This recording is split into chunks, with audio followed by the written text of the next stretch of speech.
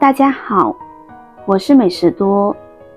老人家总说，头发老1岁，人要老10岁。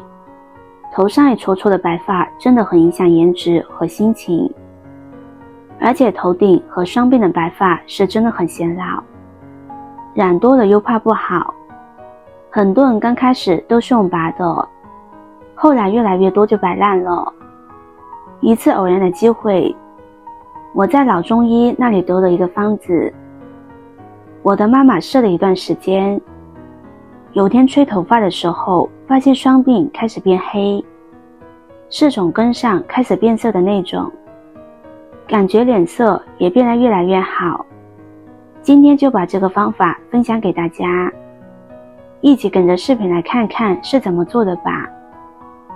首先根据家里人数准备适量的乌鸡。提到乌鸡，很多人都知道，乌鸡营养价值非常丰富，含有丰富的粗蛋白、粗纤维、钙离子、铁离子，吃了之后可以有效地补充人体所需要的微量元素，而且里面含有丰富的氨基酸，是人体所必需的营养物质。乌鸡中的蛋白质很丰富，头发的主要成分是蛋白质，喝乌鸡汤可以为头发提供蛋白质和营养，有助于头发的生长和修复，使头发变得更加健康。准备好的乌鸡放入大碗中，加入适量的面粉，将乌鸡清洗干净，洗去它表面的血水和脏东西。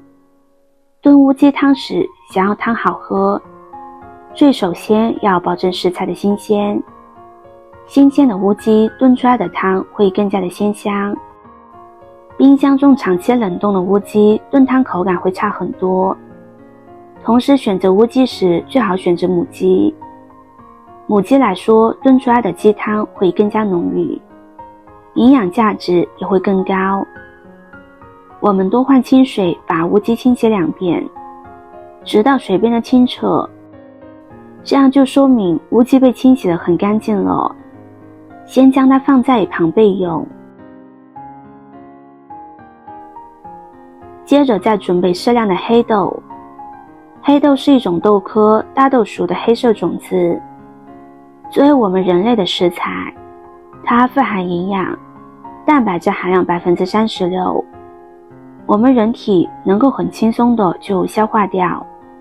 脂肪含量16%，主要为不饱和脂肪酸，我们人体能够吸收它全部的95%以上。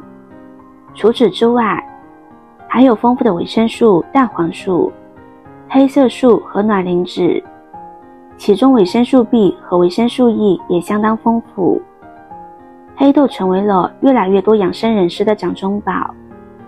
除了传统的煮粥、打豆浆之外，还可以用来煮汤。平时生活中，我们可以多吃一些黑豆，对我们的健康是很有益处的。清洗干净的黑豆，加入清水，将它浸泡着备用。再准备适量的干山药。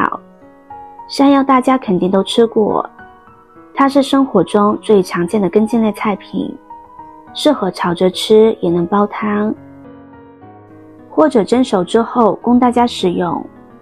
不过平时人们吃的山药都是含水量较高的新鲜山药，人们对那些切片晒干以后的干山药了解并不多。干山药片特别适合用来煲汤喝，在用它煲汤的时候，搭配上一些红枣、枸杞其他的食材，做出来的汤清甜滋味特别好。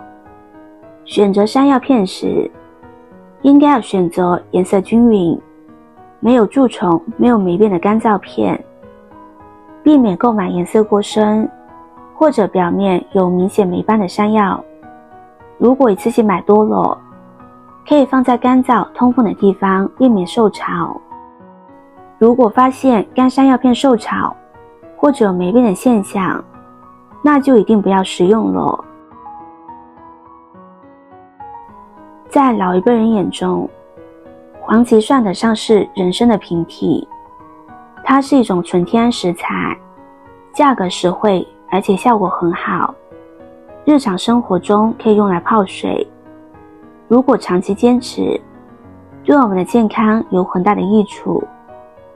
而且黄芪营养很丰富，含有叶酸、有机酸类成分，以及皂苷、多糖、维生素等物质，平时适当吃一些是很好的。